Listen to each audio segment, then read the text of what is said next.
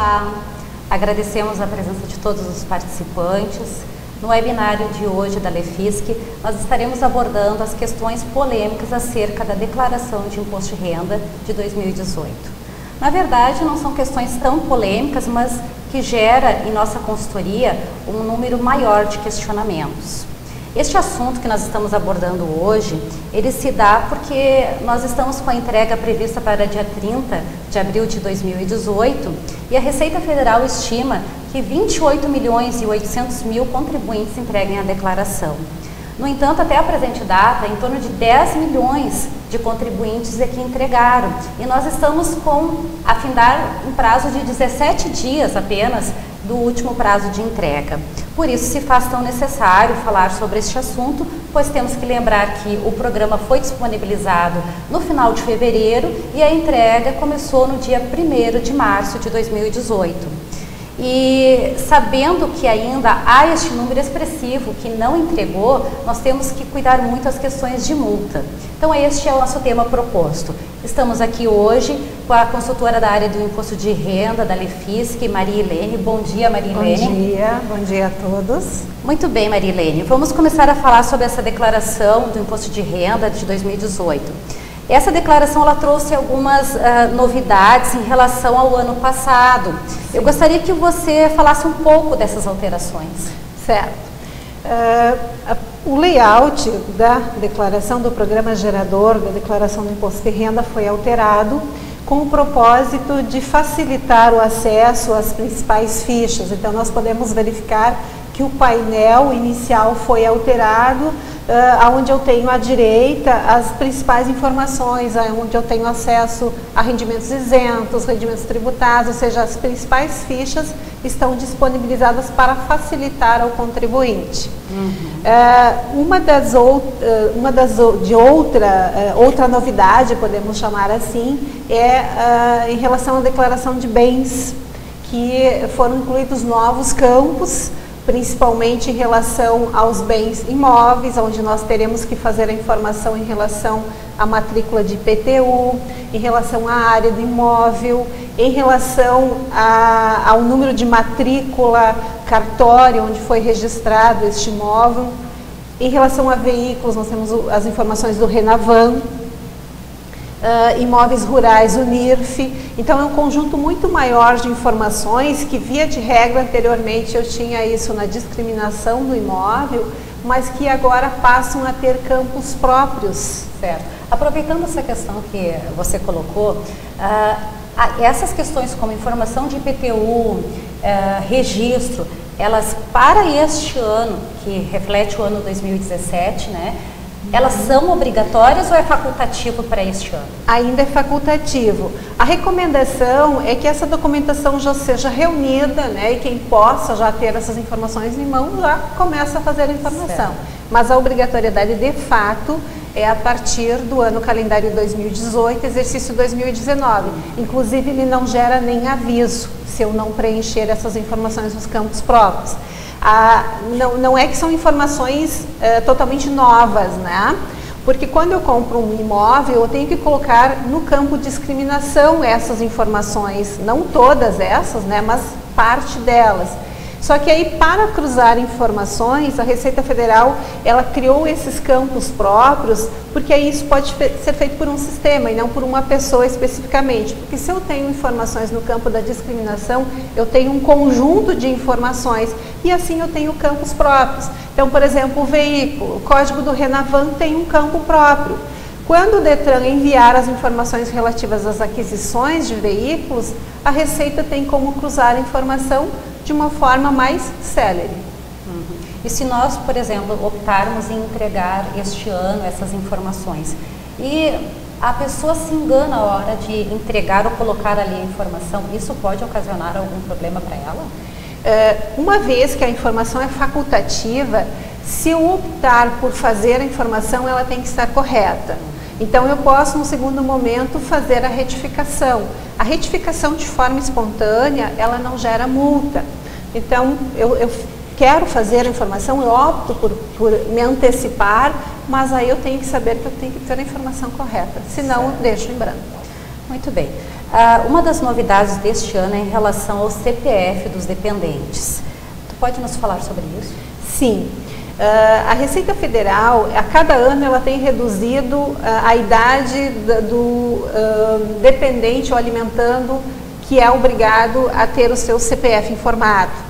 Em 2017, essa alteração ela baixou para 8 anos, então todos os dependentes ou alimentandos que tenham completado 8 anos até 31 de 12 de 2017 devem fazer a informação do seu CPF. Isso evita a informação de dependentes que não são efetivamente dependentes ou até de filhos que não existem, né? Inclusive, a partir do próximo ano, do próximo exercício, a obrigatoriedade vai se dar para todos os dependentes, independente da sua idade, né?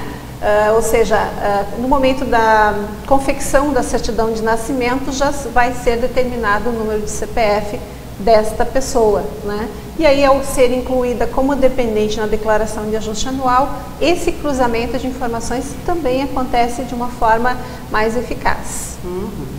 A atualização do programa e sem a entrega do Receita Net já estavam disponibilizados no ano anterior. Permanece dessa forma. Essas ferramentas, elas trazem mais facilidade ao contribuinte, por quê? Sim. A Receita manteve esse formato da atualização automática e principalmente não tendo necessidade de eu baixar um programa específico, né? Porque aí eu tenho um trabalho a menos. No momento que eu acesso o programa gerador da declaração, ele vai me avisar, ó, há disponível uma versão nova.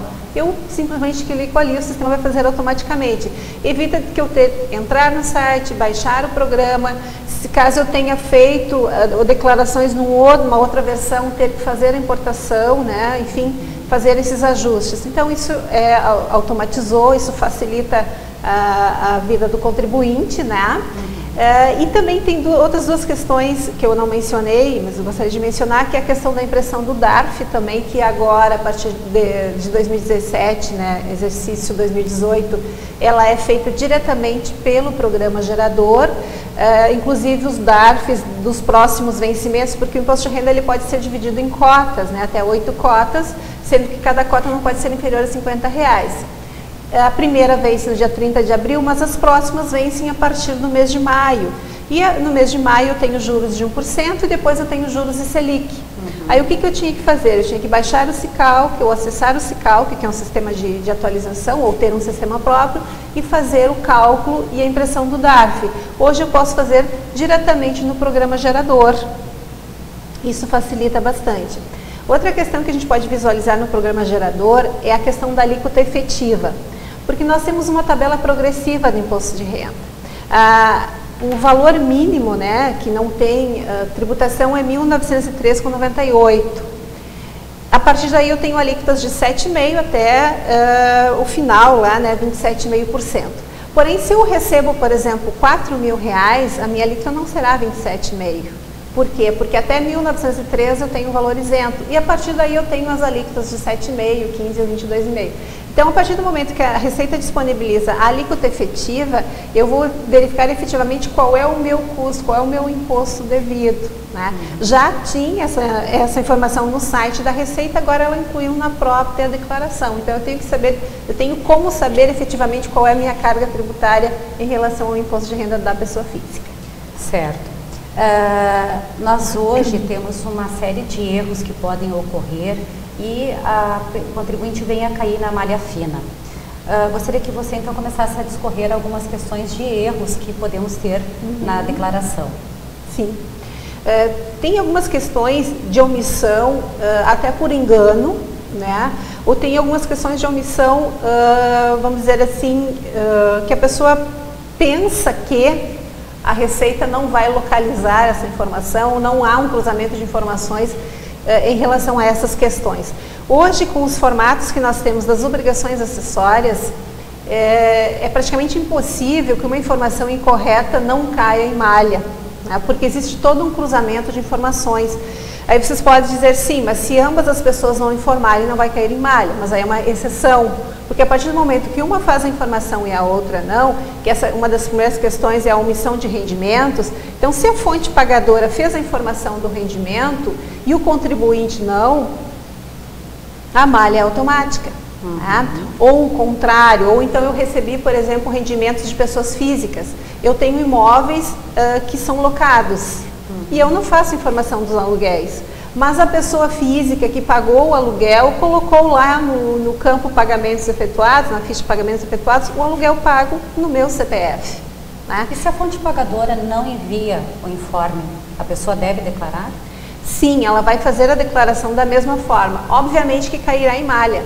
Né? Então, por exemplo, eu vou fazer a informação de algo que eu recebi e vou informar o CNPJ ou o CPF, né, da pessoa física ou pessoa jurídica, fonte pagadora, mas se não tiver a informação do outro lado, principalmente quando é pessoa jurídica, né, porque nós temos a DIRF, vai cair em malha. Aí o que eu tenho que ter? A comprovação de que as minhas informações são verdadeiras. A partir desse momento, eu vou aguardar a notificação da Receita e vou lá comparecer apresentando a documentação. Está corrigido essa malha, né? Então, sempre eu tenho que ter essa certeza, vamos dizer assim, essa segurança de que a informação está correta e que eu tenho a documentação. Porque a Receita ela tem 5 anos para buscar, solicitar esses documentos. Né? Você falou ali sobre a questão dos cruzamentos, né? Como se faz esses cruzamentos? A Receita Federal ela dispõe de sistemas interligados, né? Hoje nós temos informações, por exemplo, dentro do SPED, informações em relação a documentos fiscais, né, com o próprio CPF na nota fiscal. Então, de repente, eu tenho aquisições que não são compatíveis com a minha renda declarada, né? Isso é possível verificar. Nós temos a informação, por exemplo, da Decred, que é da operadora de cartão de crédito, que também eu posso ter compras e eu não tenho origem desse recurso, eu não tenho variação patrimonial para justificar. Né?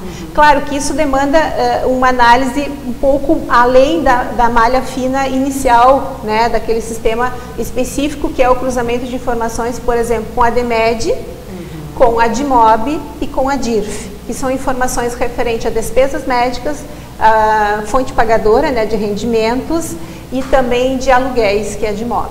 Certo. Caso exista uma divergência entre o valor informado e a fonte pagadora, como nós podemos corrigir? Sim. O que pode acontecer aqui? A empresa, né, pode ter enviado a DIRF de forma incorreta. É possível? Sim. Hoje, essa possibilidade ela reduz porque todos os sistemas são integrados e no momento que eu envio a DIRF, eu envio o comprovante de rendimentos junto, gerado a partir da DIRF. Né? Mas pode acontecer que a pessoa faça uma informação incorreta, aí eu tenho que verificar quem é que deu causa a essa informação incorreta. Se foi a empresa, eu estou na empresa, eu tenho contato, eu até posso fazer um contato e tentar verificar essa retificação, né? Enfim, conversar sobre essa questão. Caso contrário, eu tenho a documentação, o erro não é meu e eu aguardo a notificação do fisco. Bom, sobre a questão dos dependentes, efetivamente, quem pode ser considerado dependente na declaração? Sim. Aqui tem uma questão importante em relação aos dependentes. Agora, com a vinculação do CPF, esses erros vão reduzir bastante, né? Mas eu tenho, hoje, basicamente, quem é que pode ser meu dependente? Cônjuge, companheiro, né? Decorrente de união estável ou casamento, independente daí de qualquer situação.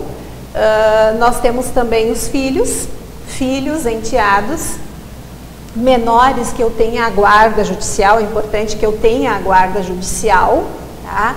Até 21 anos ou 24 anos, se estiver cursando curso técnico ou nível superior, né? Eu estiver em escolas, até os 24 anos é possível ser dependente. Ou então, de forma indefinida, quando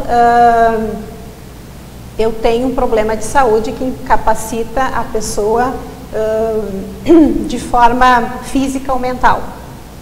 Aí não há limitação de idade.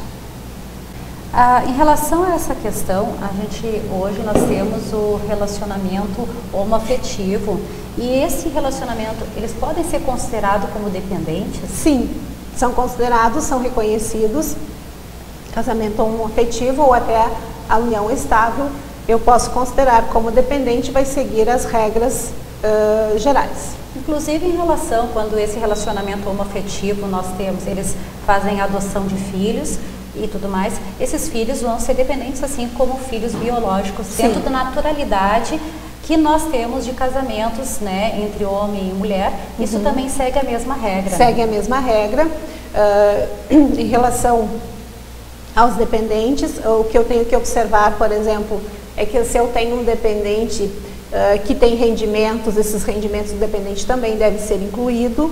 Se eu tenho um dependente que recebe pensão alimentícia e ele é meu dependente, essa pensão alimentícia tem que constar na minha declaração. Pensão alimentícia, inclusive, para quem recebe, ela é sujeita a carnê-leão, né? É importante que durante o ano eu vá fazendo esse pagamento. E eu posso considerar também como dependente meus pais, né? Os pais ou avós, mas desde que eles tenham uma renda de até R$ 1.903,98 por mês, que é o limite, né? Isso dá em torno de R$ 22.847,76 por ano, tá? Então eu posso considerá-los, sim. Só que aí o que eu tenho que observar? No momento que eu considero esses dependentes com rendimentos na minha declaração, esse rendimento ele vai somar aos meus. Então é interessante verificar se vale a pena constar como dependente ou não. Tá? Porém, se os pais ou avós eles têm idade superior a 65 anos, tem uma limitação de isenção de R$ 1.903,98 por mês, que eu vou colocar em rendimentos isentos. Então tem que observar essas questões em relação aos dependentes. Mas basicamente, então eu tenho o cônjuge, companheiros, filhos 21 ou 24 anos, os avós ou pais dentro desse limite, né, de rendimento anual, tá? E dependentes ou menores que eu tenho a guarda. Né? E no caso de pais separados, como fica a questão da declaração? Sim. Em relação aos pais separados, no ano da separação é uma exceção à regra, porque como regra, um dependente, né, o filho, ele pode constar apenas na declaração de um dos cônjuges. Mas no ano da separação é possível que ele conste na declaração dos dois. Só que o que vai acontecer? Cai na malha, né? Porque eu tenho, no cruzamento inicial, eu tenho dois CPFs, ou a mesma pessoa, exato. Então aí eu tenho que ter a comprovação do documento de separação e aí eu vou comparecer à Receita Federal e vou justificar essa situação. Outra questão em relação a pais separados, no momento que eu tenho o pagamento da pensão alimentícia, um dos cônjuges tem a obrigação do pagamento da pensão alimentícia, ele vai ser o alimentando e não o dependente. Eu não posso ter aquela pessoa como dependente e como alimentando ao mesmo tempo. E todas as informações que eu vou colocar em relação àquela situação vai depender da decisão judicial. Então, eu tenho uma determinação da pensão alimentícia em relação ao alimentando e mais pagamentos, por exemplo, de plano de saúde ou educação. Aí eu posso considerar como despesa relativa ao alimentando. Agora, se essas despesas forem de forma liberal, aí eu não posso considerar. Falando em despesas, então, vamos falar das despesas médicas. Quais as despesas médicas que nós podemos incluir? Sim, as despesas médicas, na verdade, é uma das situações assim que mais malha acontece. Por quê? Porque há um cruzamento de informações em relação à DMED, que são as despesas médicas que eu vou pagar para uma pessoa jurídica. Então, ela vai fazer uma declaração anual até o final do mês de fevereiro, tá? Dizendo que aquele CPF tem o X de despesa. Aí o que pode acontecer? Eu fiz o pagamento e quem é o beneficiário do atendimento é a minha mãe, que não é minha dependente do imposto de renda. Então eu não posso considerar essa uma despesa dedutível, vai cair em malha. Agora, se ela está como dependente, sim. Por isso que toda vez que a gente faz um atendimento, é solicitado o CPF de quem faz o pagamento e o CPF de quem é o beneficiário. E ele só vai poder ser considerado como uma despesa dedutível se aquele beneficiário do atendimento ele faz parte do seu grupo familiar ou é o seu dependente. Por exemplo, um dos cônjuges paga a despesa de um dos filhos, mas durante a declaração aquele filho está na declaração do outro cônjuge, porque a gente pode verificar qual é mais vantajoso, pôr em um ou outro cônjuge conforme as receitas, né, os rendimentos de cada um. Mesmo assim, eu posso considerar como despesa dedutível porque ele é do grupo familiar. Agora, naquele primeiro exemplo que eu dei, eu paguei uma despesa relativa, por exemplo, a uma cirurgia da minha mãe. Se ela não é minha dependente, nem eu nem ela poderemos considerar como despesa dedutível. Aproveitando a questão da cirurgia, cirurgias plásticas podem ser deduzidas? Sim. Na verdade, em relação às cirurgias plásticas, tem algumas controvérsias, mas o que a Receita tem entendido ultimamente, inclusive em acórdons ou até soluções de divergência? A legislação diz que a cirurgia plástica, reparadora ou não, né, destinada a corrigir, restaurar ou prevenir doença física ou mental, pode ser considerada dedutível. E aí fica muito subjetivo, né? Porque eu posso fazer uma cirurgia plástica reparadora ou não, meramente estética. Então não há, e aí eu posso alegar aquela questão, para prevenir doença física ou mental, né? Então se eu tenho, por exemplo, um laudo de um psiquiatra, eu tenho uma documentação médica atestando essa situação, plenamente dedutível, desde que seja realizada por um estabelecimento hospitalar, né? Eu tenho que ter um estabelecimento com todas as características de hospital, então para que a nota seja efetivamente considerada. Isso entra então a questão da cirurgia bariátrica. Sim, porque, é um bom exemplo. Exatamente, no normal a cirurgia bariátrica ela é feita para fins de saúde do operando. Então, claro que pode trazer a questão estética, que a gente sabe que no futuro trará isso, mas se alça em primeira situação é a saúde do paciente. Sim. Então ela é dedutível. Plenamente dedutível. E aí fica aquela questão também, por exemplo, próteses de silicone.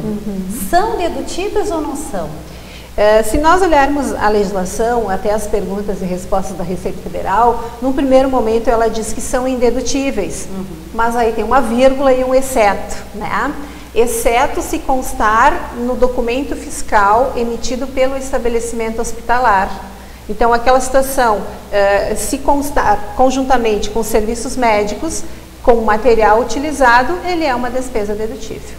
Certo, e ele é dedutível, então, para ficar claro, quando ele está dentro daquele contexto do hospital, em que inclui os serviços médicos, o serviço hospitalar e o material usado.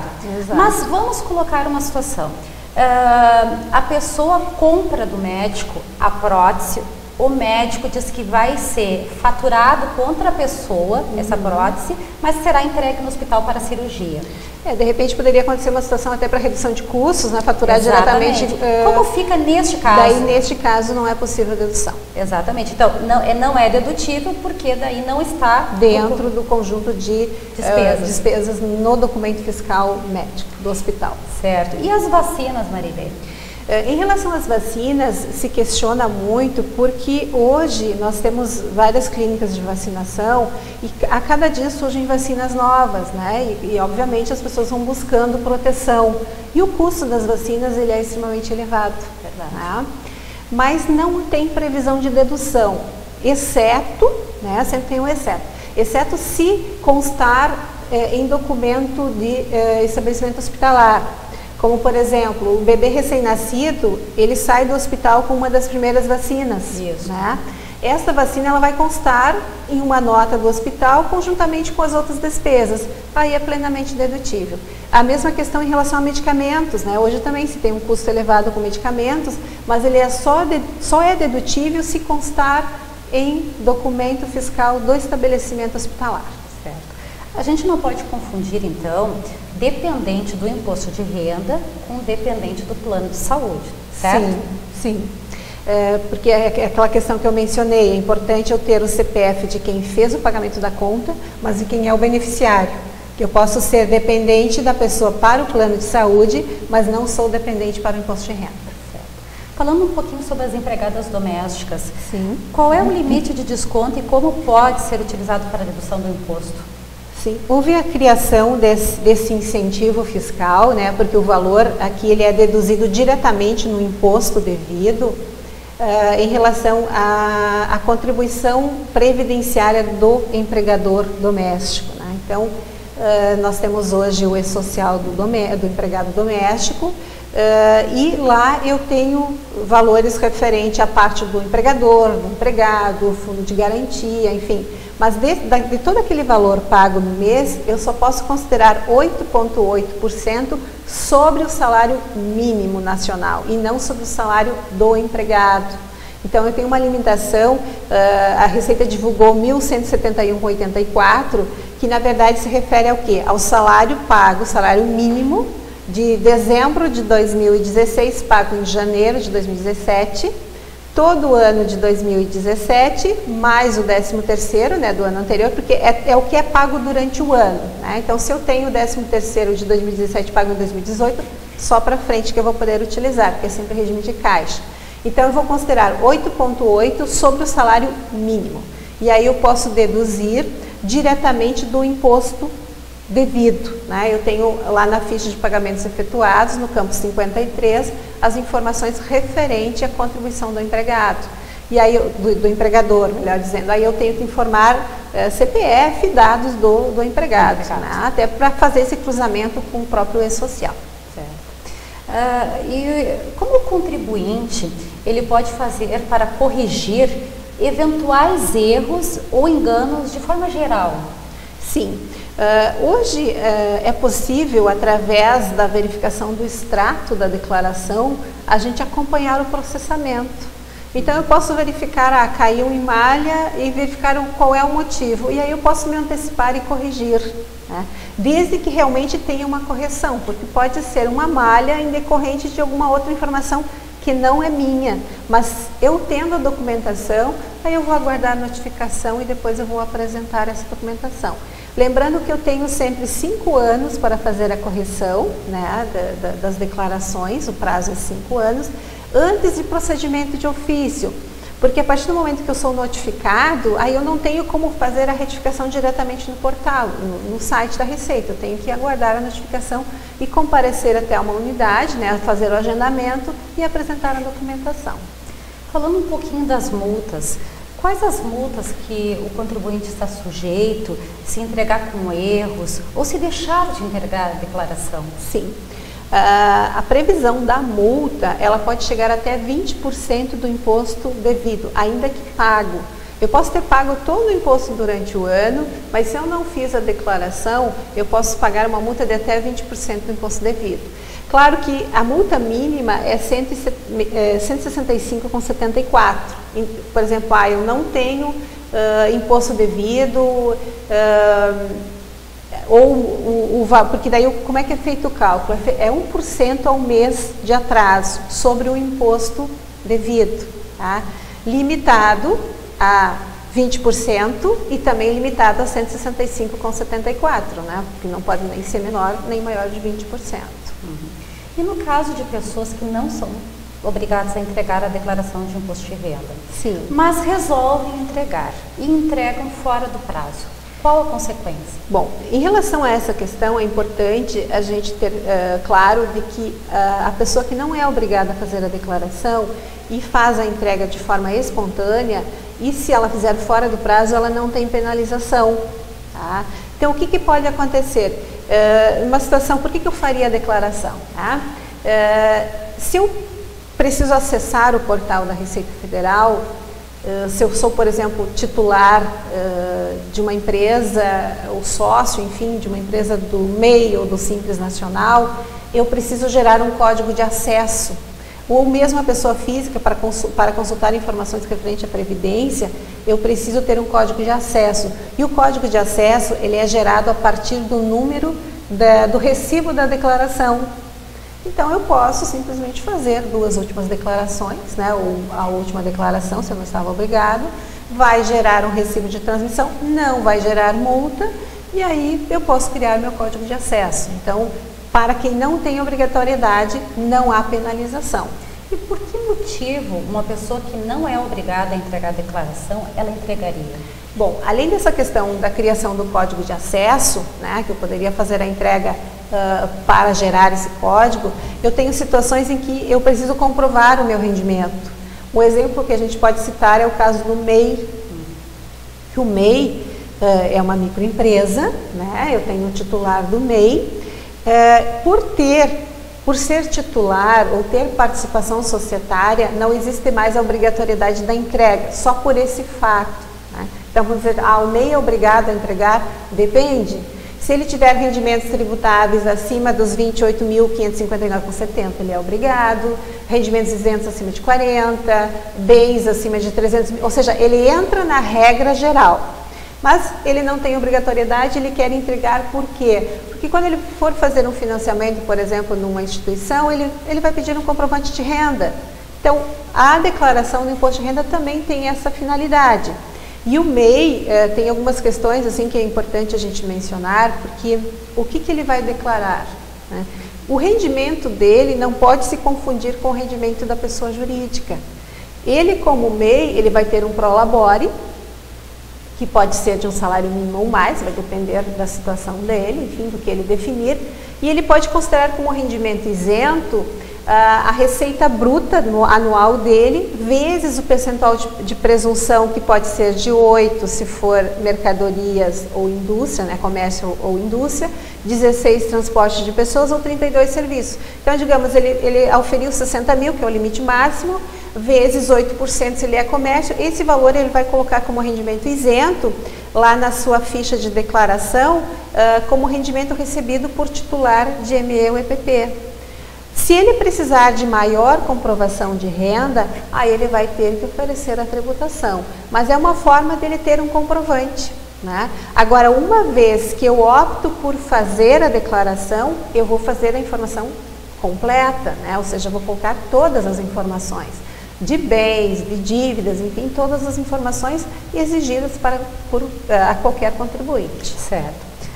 Nós temos atualmente uma situação bem recente, que são as moedas virtuais, tipo o Bitcoin. A Receita Federal se posicionou sobre o tratamento que nós devemos dar? Sim. Não existe nenhuma regulamentação. As moedas criptografadas, a mais conhecida que a gente tem é o Bitcoin, ele é uma moeda totalmente virtual. Né? E, na verdade, algumas pessoas não consideram isso como um dinheiro, e sim como uma forma de pagamento. Mas, obviamente, que em 2017 houve assim, um número muito grande de pessoas fazendo aquisição, inclusive uma valorização de mais de 3.000% da moeda. Obviamente que a Receita se posicionou. Então, a Receita está considerando um ativo financeiro. Tá? Então, o que ela diz? Se você fez a aquisição ou alienação, você vai fazer a declaração, a informação na sua declaração de ajuste anual. Lá em bens e direitos, você vai colocar outros bens e vai colocar a informação da moeda virtual pelo seu valor de aquisição. Mas houve a valorização. A valorização esquece. Isso você vai considerar só no momento da alienação. Então, se você não fez a alienação, você vai ter lá em bens e direitos outros bens, essas moedas virtuais.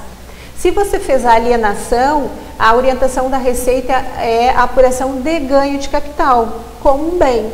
Então, eu vou lá no programa de ganho de capital e vou fazer a apuração. Mas nós temos duas isenções importantes aqui em relação à questão do ganho de capital. Até R$35 mil é isento. Então, eu não precisaria fazer a declaração, não teria pagamento se o valor da aquisição e alienação ficar nos 35 mil. Então, eu fiz uma venda de moedas e foi inferior a 35 mil. Eu não tenho apuração de ganho, ou o ganho é isento. Tá? E também existe uma limitação em relação a ativos financeiros, que até R$1.000 dispensa informação. Tá? Mas a Receita se posicionou sim, e eu preciso fazer a informação caso eu tenha feito aquisições ou alienações com moedas criptografadas também. Certo. Outras questões que não são tão recentes, mas que são muito recorrentes em nossa consultoria. Como atualizar os bens da declaração? Atualização de bens, né? Todos nós gostaríamos de fazer a atualização de bens.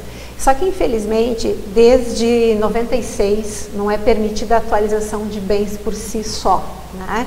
Então, mesmo que eu tenha, por exemplo, um bem localizado numa área que, em decorrência de localização de outros empreendimentos, haja uma valorização desse bem, ou até em decorrência do próprio tempo, atualização de mercado, isso não é possível fazer.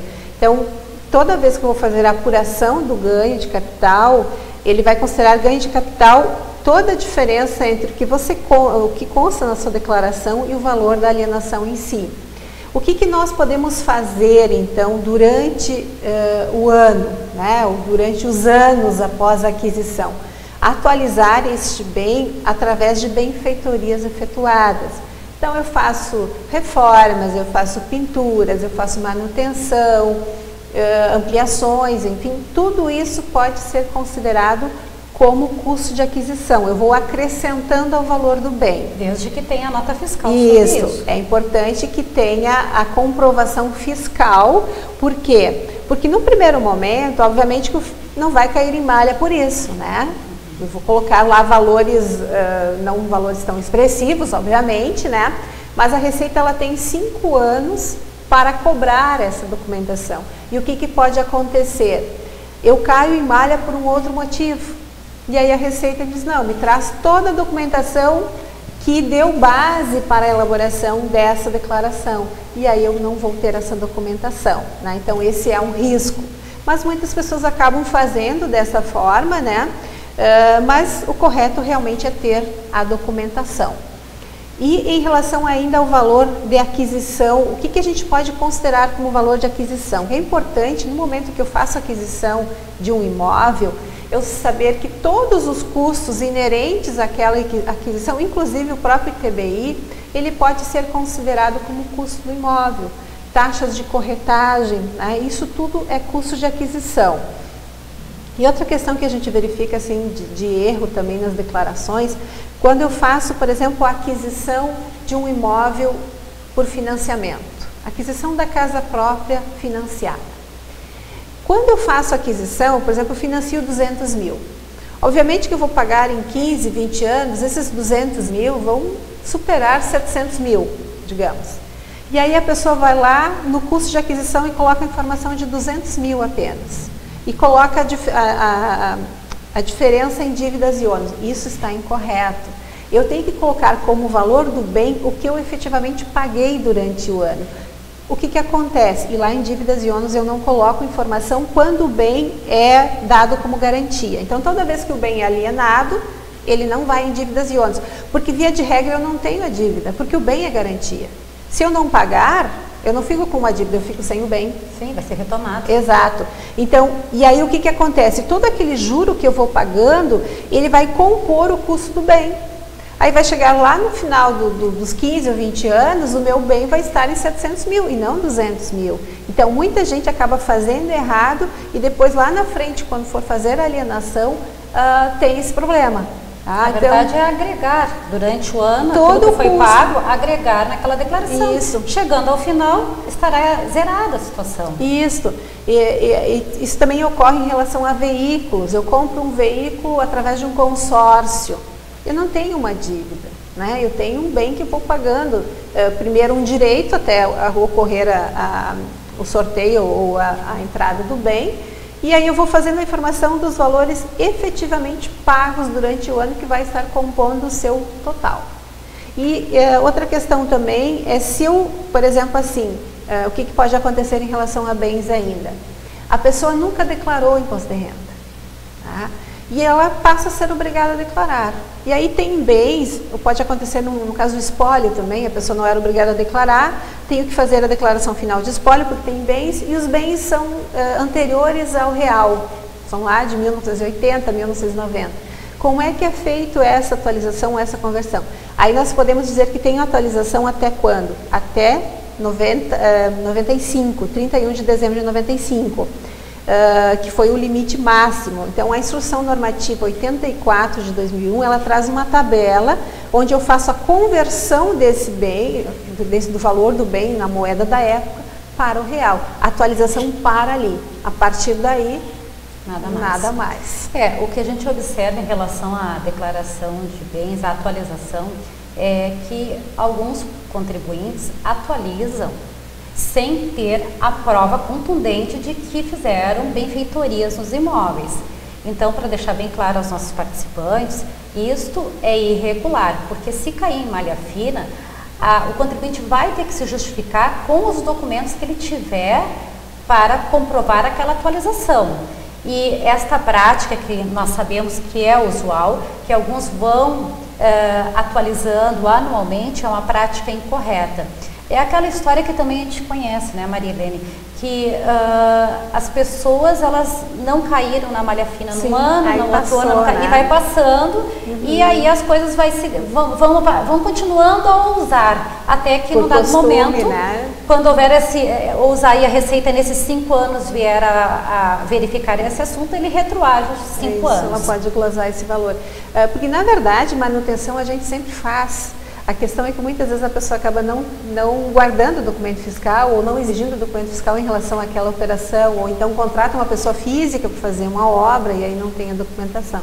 Então é importante a gente manter por 5 anos toda a documentação. E tem também essa questão que parece ser um pouco injusta mesmo, que você falou ali no início da explicação, que às vezes quando uma pessoa compra um imóvel, ele está localizado numa situação em que não tinha nada ali. E ele vai começando a ter empresas, indústrias, situações ao seu redor que ela tem uma valorização imobiliária muito maior do que a valorização patrimonial. Sim. E aí é o que as pessoas, os contribuintes se sentem injustiçados, porque às vezes o bem foi comprado, por exemplo, por R$100 mil, lá num ano, por exemplo, de 2010, e estamos em 2017, houve várias situações que valorizaram o imóvel no mercado e hoje ele está em 1 milhão. Então as pessoas dizem assim, mas sobre 900 mil essa diferença? É isso, é injusto, parece ser injusto, porque não é culpa da pessoa que houve a valorização daquela questão, mas também tem isso, ele também tem um bem muito mais valorizado do que no passado. Via de regra teve um benefício, porque houve uma valorização, poderia ter ocorrido o contrário, poderia ter construído um presídio ao lado do imóvel e desvalorizado, né? Mas é importante a gente sempre ter essa documentação, e o valor do imóvel é o custo de aquisição mais benfeitorias com documentos fiscais. Certo. Em relação às doações dedutíveis? Sim, na verdade, doações, a gente tem várias categorias de doações. Uma delas é a doação que a gente faz para a pessoa física, né? Eu quero doar um imóvel, dinheiro, né? Valores em espécie. Sempre lembrando que a doação ela está sujeita ao imposto estadual, né? A doação ela não tem imposto de renda. As pessoas dizem, mas eu posso doar R$100 mil para o meu filho, ou R$100 mil, enfim, pode, né? Desde que você tenha origem, mas você tem que ter ciência de que o Estado vai cobrar o ITCMD, né? O Imposto de Transmissão, Causa, Morte ou Doação, e a Receita Federal ela envia essas informações para o Estado. E aí, às vezes, a pessoa depois começa a correr atrás e tentar retificar, dizer que é um empréstimo e não uma doação, né? Então, a gente tem que separar bem o que é doação efetivamente e o que é empréstimo, porque se eu trato como empréstimo, via de regra, em algum momento a pessoa vai ter que me devolver. E aí a pessoa que recebeu esse valor pode não ter rendimento para dar prova a essa variação patrimonial. Então, existem essas doações por mera liberalidade. Existem as doações para partidos políticos, né, campanhas eleitorais, que o contribuinte pode doar até 10% do seu rendimento. Não é uma despesa dedutível, né? As pessoas se perguntam, mas campanha eleitoral é dedutível? Não, campanha eleitoral não é dedutível. Mas por que tem a informação? Porque a Receita quer fazer o cruzamento de informações com a pessoa que recebeu. Então, é uma despesa indedutível, sim, mas eu vou ter que fazer a informação, inclusive existe uma ficha específica. Mas, fora essas doações, nós temos as doações como incentivo fiscal, mas também a título de filantropia, né? Então, eu posso fazer uma doação para uma entidade sem fins lucrativos, desde que ela esteja cadastrada junto ao município, estado ou união, né, como uma entidade apta a receber esses recursos, e eu posso considerar como dedutível. Existe a limitação da dedução de 6%, né, em relação a doações para o Estatuto da Criança, do Idoso, atividades culturais, desporto, né, limita a 6%, doações feitas durante o ano, para o PRONAS e PRONON, que é o Instituto de Combate ao Câncer e também de necessidades especiais, que é 1% para cada um. Então, eu posso dizer que até 8% eu posso considerar do meu imposto devido, doações que eu faço durante o ano. Tá? E aí eu sempre tenho que verificar se aquela pessoa que está recebendo, se aquela entidade realmente ela está habilitada para receber, porque eu posso fazer uma doação entendendo como dedutível e não ser. Né? Mas eu posso ainda fazer uma doação diretamente na declaração, que é a doação para o Instituto da Criança e Adolescente, para o ECA, num percentual de até 3% do meu imposto devido. Claro que se eu já doei 6, eu não posso mais doar 3. Se eu doei 4, eu só posso doar 2, ou seja, ele fica dentro daquele limite dos 6%. Se eu não doei nada, posso doar os 3% diretamente. Mas para fazer a doação e para usar essas deduções, eu só posso fazer a declaração de forma completa. Porque se eu optar pela declaração simplificada, que é aquela declaração onde eu vou considerar até 20% do meu rendimento como despesa, eu não posso usar essas despesas dedutíveis. Eu até vou informar, mas não vai abrir para a dedução. Então, eu posso doar diretamente na declaração, até se incentiva isso, o próprio fisco incentiva isso, porque na verdade eu não vou ter um custo a mais, né?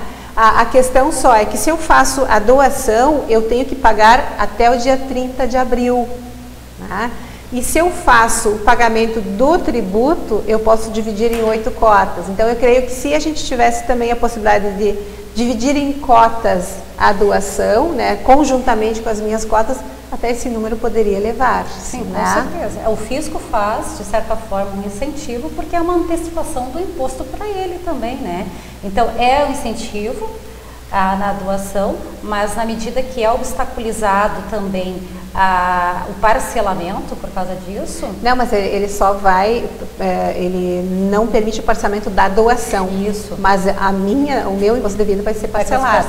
E essa doação, ela vai diretamente, ela não passa pelo fisco, ela vai diretamente ao órgão, ou ao município, ao estado, ou à União. Né? Então, é algo assim que vale a pena fazer, se eu for fazer a declaração completa. O próprio programa, ele vai me dizer qual é o valor disponível e emite um DARF para pagamento diretamente no próprio programa. Certo. E sobre a desapropriação? Sim, a desapropriação ainda é um assunto relativamente recente, porque nós temos uma previsão na Constituição que a desapropriação para fins de reforma agrária, ela é isenta, mas só para fins de reforma agrária. Aí o que acontece? Às vezes eu tenho uma desapropriação em função de uma rua que vai passar num imóvel, ou qualquer outra situação, ou vai ser construída uma praça, uma escola, enfim. Existe uma desapropriação por deliberação de um órgão público. Tá? E aí o que se entende, o que nós temos na legislação? Que esta desapropriação, ela seria sujeita à apuração de ganho de capital, como se fosse uma alienação normal. Então, se a prefeitura, por exemplo, desapropria o meu imóvel para a construção de uma rua, e o meu imóvel está custando R$50 a minha declaração, e eu recebo 200 mil de indenização, era considerado ganho de capital essa diferença, e tributado como se a alienação fosse. Aí, a partir do entendimento que nós tivemos no STJ, a Receita Federal emitiu pareceres, soluções de consulta, enfim, dizendo que não estaria mais cobrando o imposto sobre este ganho, entre aspas, vamos dizer assim, porque na verdade ele seria uma reposição do imóvel que foi expropriado pelo poder público. Eu não estava com a intenção de vender, de alienar, né? Então, e o valor, inclusive, ele independe da minha vontade. Exatamente. Ele é determinado pelo poder público. Exato.